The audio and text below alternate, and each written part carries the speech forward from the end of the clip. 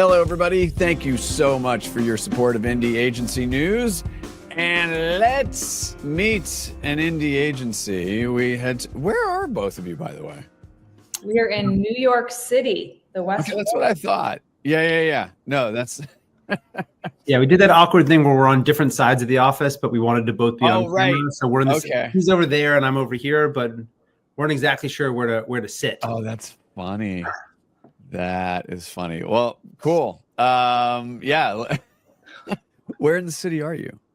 We are in the West Village, 96 Morton Street, to be precise. Oh, see, now that's solid. That's a very, very solid move.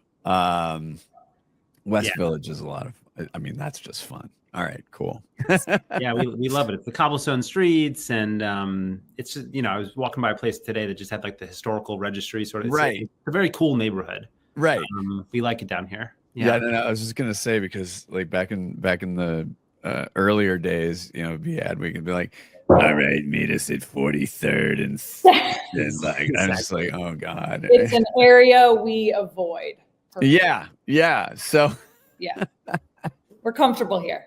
Exactly. So here's the thing about Noble People. It's really interesting. So even going back to my days lurking around Adweek and the Drum, we'd always we're like, oh yeah, we really, really like them. So let's do this. Give us a little bit of the thumbnail of the agency's history, how it all got cooking, because I think the backstory is really important to understand and learn. Yeah, cool. So yeah, I think what makes us a little bit different, and we can give some of the backstory that sort of fuels all of that, is like we're often called a different kind of media agency. Like I think creative teams and creative agencies aren't used to working with media people like us because we have this high bar for creativity. We don't really know how to do our job without like really appreciating and understanding and influencing the creative idea first and foremost. And it's because myself and my two partners, Greg and Todd, all came from creative agencies. So we were media people inside the walls of some of the biggest and most fun, I would say, creative agencies that are out there. So I started my career at Fallon, and I spent a long time with Greg March over at Wieden+Kennedy, and our other partner Todd grew up as a comms guy inside of Crispin. So we always approached any media solution or idea with, okay, what is the creative intention? What is the impact that we're trying to make in culture? Otherwise, who cares? What are we doing? No one really gives a shit about marketing or advertising, and otherwise we're just talking to ourselves. Right. So we looked at sort of the landscape that existed and went, okay, like if we were to do the purest sort of practice of media in the way that we know it, which is around a creative brief and around a business intention to do bold and interesting work toward business growth, where would we work? And there wasn't really an answer for that. So we went, okay, I feel like there's a market for this. And we gave it a shot. Thank God there was a market for it. And I think what really kind of took the agency from, a handful of people in a WeWork to a real business was disruptive marketers and frankly products. So Slack, Venmo, Bumble, they were looking for marketing that needed to be as bold and interesting and disruptive as their products were to their category. Okay. And that's sort of how we took off.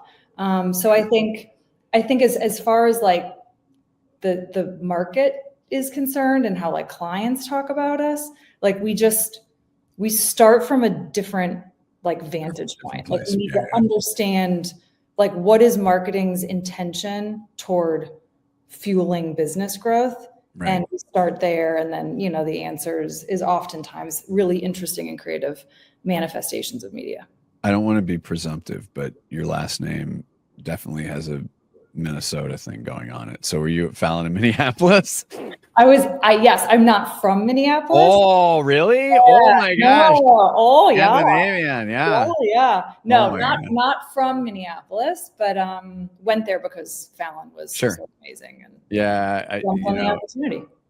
Yeah, I mean, it's obviously we miss Dan and Dave from Wieden. We miss Pat Fallon. I mean, it's just like some of those legacies for sure. It's hard to wrap your head around. I know, but it's you got to carry it on. So on that positive note, Barry, so on that uplifting note, but it's true. It's like, they all taught us well. They all taught us well. Yes. So Lindsay's covered quite a few things about what the agency's top three or what the strengths are. I think she probably more covered what the agency is best known for, but what would you say are the agency's top three core strengths if you had to break it down? Because every agency has a long list, but usually 3 to 5 go to the top. Yeah. It's a good question. I would say out of the gate, the product that we're most known for is comm strategy. That's the thing that really differentiates us the most from what other media agencies oftentimes deliver. And really what we mean when we say that is building a strategy that resonates with an audience so that we can really help the brands that we're working with break through. It starts with a deep understanding of the brand's marketing challenge, not just what's on the brief and not just sort of from a media lens, but interrogating the category, consumer behavior, the cultural landscape. Oftentimes, to Lindsay's point, the brands we're working with, either they themselves didn't exist a handful of years ago, the categories are new. So we're often trying to really interrogate and think about how are we creating a new behavior for millions and millions of people. Right.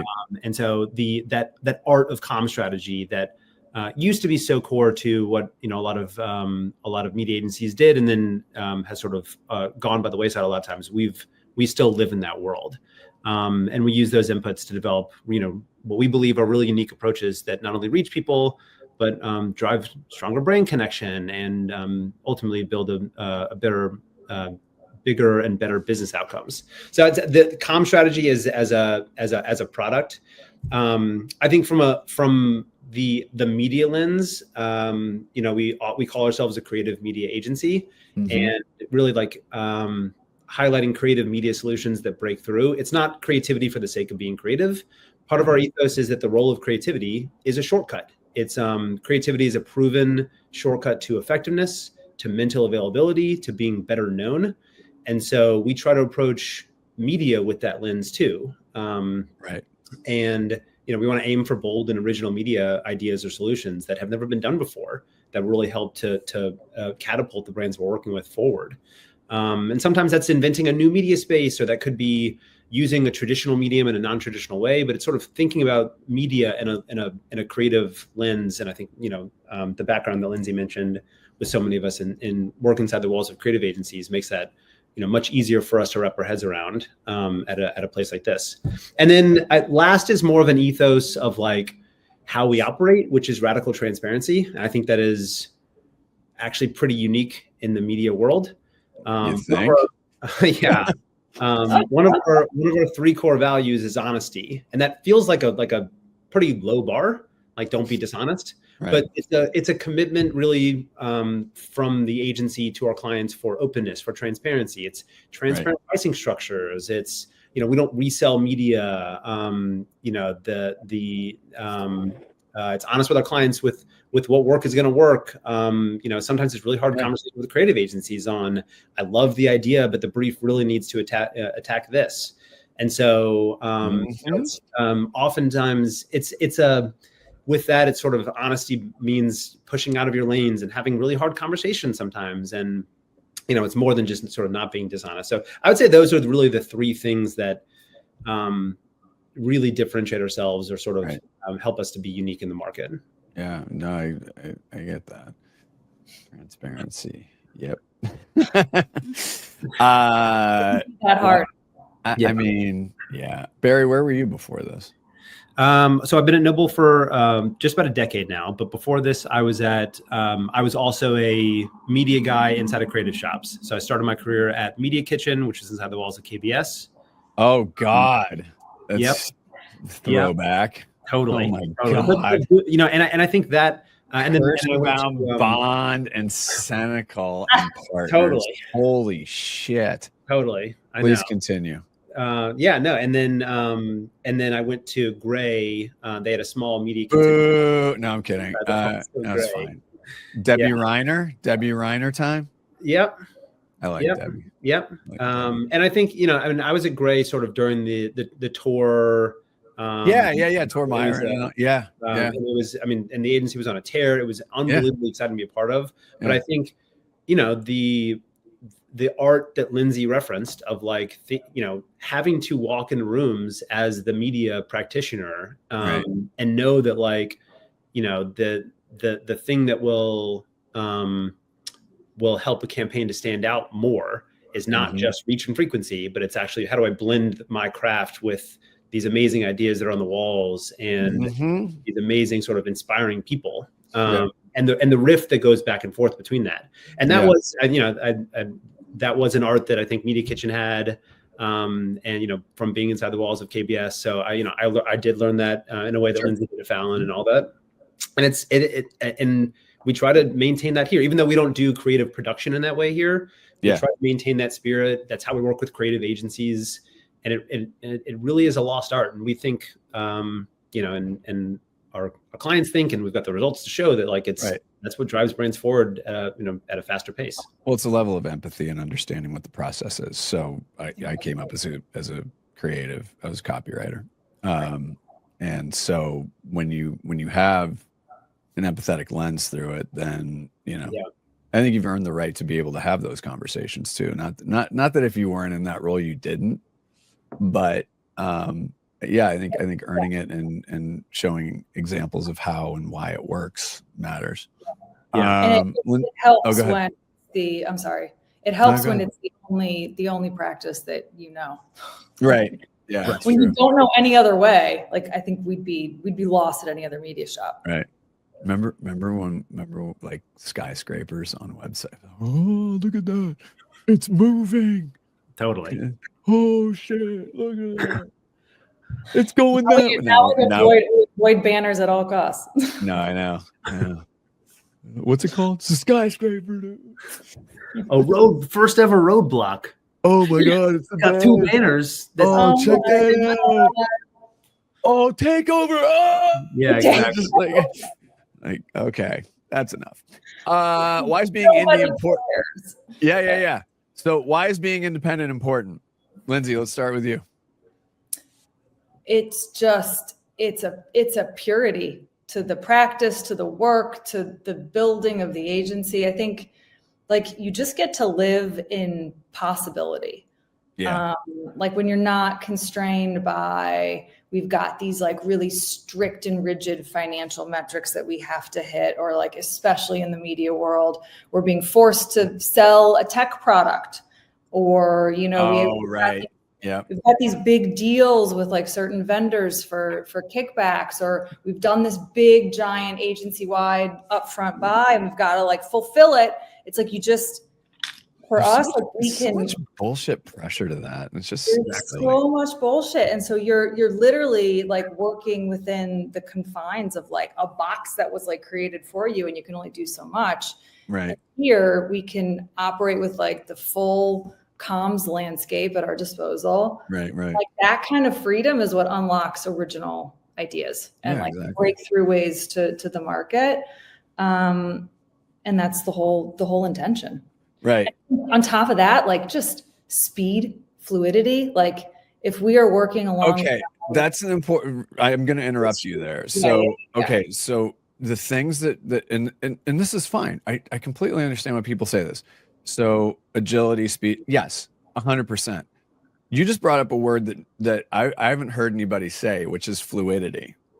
Not only a fancy word, but I'm curious to understand the definition, and this is what we call a perfect broadcast segue into how does that help a brand, and why should a brand be working with you? Because it's a familiar idea, which is speed, but fluidity is something that's never been talked about. So Lindsay, congratulations, you just first to market.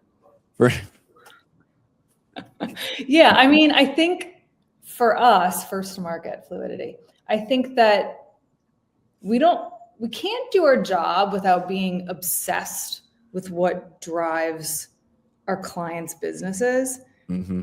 Which means you've got to sit at the table with your client like you are part of the executive team, which means you have to understand not just like their big marketing like goals and intentions and ambition, but like how are we tying that to like what matters to the business? And then what are your annual goals? And like, what are we plotting toward on like a quarterly basis?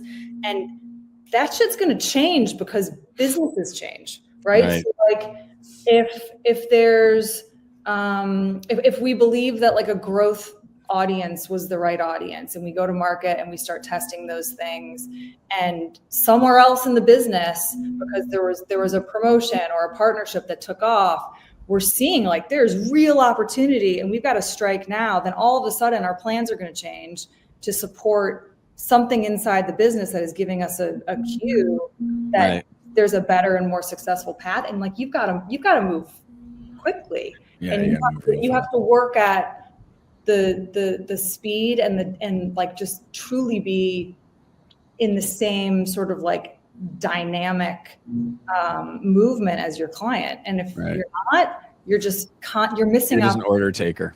That's right. Yeah. That's right. Yeah. So many of the brands, especially sort of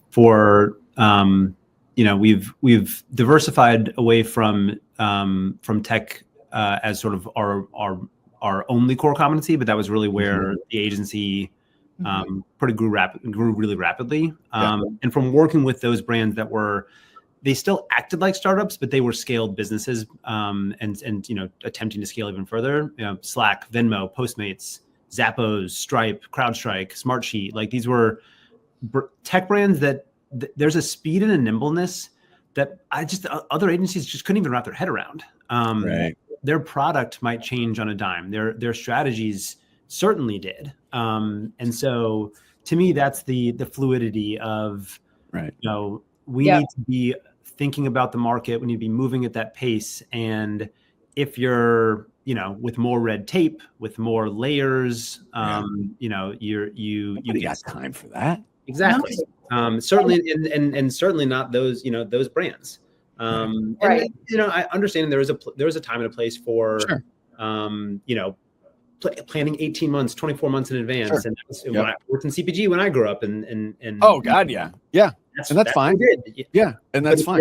If you're on the other side of that, those long planning windows are, they're antithetical to what a lot of those brands actually need. So you too, and your fancy words. Sorry, yeah, he's way fancier than me. We don't like fluidity is my ceiling. Right. Where'd you go to school, Barry? It's probably I went to WashU. You went to what? WashU in St. Louis, also a Midwestern. Oh Jesus! Yeah, that's a good school. Lindsay, where'd you go? He's a smarty pants. I went to University of Missouri. Woo! Oh, did you go to the J school there? I went to the J school. Thanks for knowing it. Wow, there's illustrious alumni from University of Missouri. I would have been better off skipping college and just getting to work, frankly. I have a degree in international studies, so I was supposed to be a diplomat. Yeah. I guess in some ways I am. Exactly. Moving on. Let's talk about talent. Why should talent be putting noble people on their list? Barry, I'm going to start with you. Yeah, I think it's a good question. I think I would say first, some of the things we just mentioned, like the ability to act quickly and creatively without constraints. We hired someone a few years ago. This story sticks with me because I think it's just it's a perfect encapsulation of the type of work that we want to do and some of the constraints of other places. We hired someone from a smaller media group inside of a large holding company. And he had been working on a large hotel brand, and when, so gigantic budgets and whatever. Right. But when he came in and we were working with the brand, a high growth brand with a small but mighty budget, and it was a few $1 million for media, right. And he was like, do I need to allocate any of this towards like a specific, what percent do I need to be allocating towards Meta or Google? I was like, what do you mean? And it was like, well, my last agency, if it was a budget below $5 million, 100% of it had to be allocated towards Meta and Google. I built a bespoke plan. I did this and blah, blah, blah. I had all these interesting ideas, and it went up the chain. And they told me, it has to go all towards these two vendors, and sort of like Lindsay just mentioned. So, and it's like, yeah. And then it was like, it's such a bummer to hear, because it was an interesting brief for the specific initiative, and the ideas that he told were awesome. Right. And probably would have worked much better than, a standard media buy. So I would say we often attract what I call like black sheeps inside of media agencies. Those that sort of look around and are like, this is not really why I got into this. Right. I feel like there's more to this. I want to be, I myself was really attracted to the creative side of the business, but I had no artistic skills and I couldn't write. So I was like, all right, so what else can I do? Self-awareness. Yeah, exactly.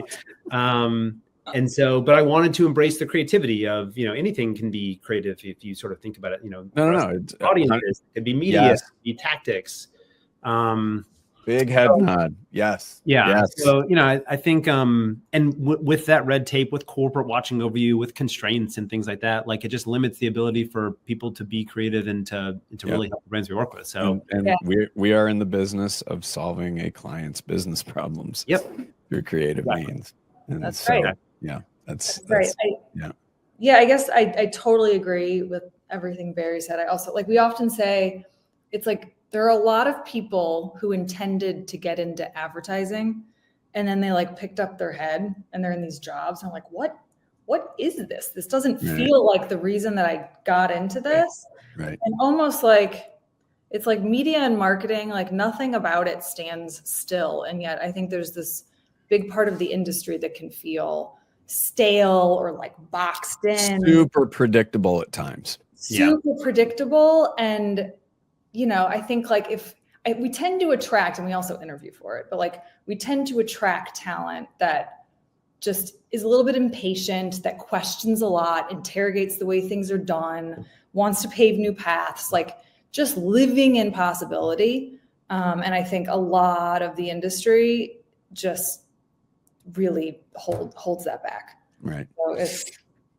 So let's yeah, no, I like that. Do you consider yourselves, and I'm yourselves, the agency, not you personally, do you consider yourselves weirdos, misfits, or underdogs? Why is that?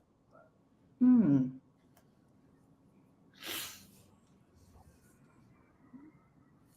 can do a combination if you want. Yeah, I mean, I definitely. But there's got to be one that I don't count you as underdogs. I think misfits. Yeah, I agree. I mean, partially just because I think a lot of the media industry has optimized itself towards things that we don't think are the right answers. Right. So there's an inherently we've intentionally chosen what we think to be a little bit of a harder path in embracing creativity inside of media. But we also know it's because when you nail it, you get disproportionately better results. Yeah. So, I think in that sense, it's almost like intentional misfits. Yes. And you know what, Barry? It's also like whenever we get asked the question, so like, who are your main competitors? And it's such a shitty answer to say, like, I really don't know, because I think it's true. Like, I think we don't fit in like the traditional media industry. We're more comfortable in the set of like creative people, or even around the table with marketers. Like we're more comfortable with the marketing team or the creative team. We don't fit the industry in a traditional way. Favorite Minnesota moment when you were there? What was like your favorite? There's always one, and it can't be hockey related. It wouldn't be hockey related. Man, I don't know. Like my whole life was tied into that place. Like Fallon, I owe like everything to that place. And Lisa Seward specifically, I don't know if you was Rocky there. Rocky Novak, like these were my Rocky Novak, Amy Scheel, Lisa Peoria. Like, these are just these good folks. People, like they formed me. Like you couldn't work there. Like if you were an account guy, but you weren't creative, like, Yeah. why? Like you just didn't belong there. Like it just, and everyone was like in it to win. It was just formative for me. It was an amazing place. Yeah, no, and that's, as a native Minnesotan myself, I tended to, even though I've been in Oregon for 33 years, my family's from the East Coast, but 12 years native roots of Minnesota, there is a kinship to that. And yes. And it's interesting because Minneapolis, just that whole area, so artistic, and it made sense that Fallon broke through in the way that it did. So amazing. Barry, we already name checked some of your people at Gray. So and Tor's doing fine at Apple. Doing great. Yeah. Look at you being all diplomatic and shit. All right. Final question. This is a thought exercise. Whether they are a client or not, which CMO or marketer would you like to say hello to? Lindsay, you get to go first. I didn't really think of an individual or a brand. That's okay. Barry, you go. Then we'll stall for time for Lindsay. I was a morning show producer, so yeah. Let's see if there's one someone I want to say hi to. Well, I'll just give John Newell a shout out. Say hi to John. Where's he again? Current client, but also one of my mentors, and I think perfectly encapsulates the type of he's the SVP of marketing over at Smartsheet. Okay, got it. I know the name. Yeah. And was at McKinney for quite a while. Oh, yes. Okay, jeez. Now it's all so perfect. Exactly what Lindsay just mentioned. Sort of a creatively inspired account lead, but a big mentor of mine, good friend of mine, great client of ours. So what's up, John? How's it going? All right, Lindsay, Barry, we've stalled enough. Lindsay, stalled enough. I know. I really don't have it's like hard for me to like name a brand or an individual or whatever. Like, I guess Tillamook. We just always like, we want to sit across from someone who is just impatient as hell. Oh, like, God, I can introduce you to plenty of people like that. Just like really tired of the status quo, want like rethink the challenge and the opportunity. Like maybe you're in a giant category. Like we talk about this with like our client Marco's Pizza. Like they're after like the big four, big five pizza brands. And like, they're still a bit like they're a big marketer, and their product is better, and like they deserve to conquer the category. And like, it's like that hunger and that we're not answering your question. Which you can say Denise Lauer. What's up, Denise? Say Denise. Yeah, say Denise. Yeah. Thanks for bailing her out, Barry. All right. Say hi. Listen. When I saw the alert that Noble People had joined, I got very, very excited. So I'm super, super happy that you're with us.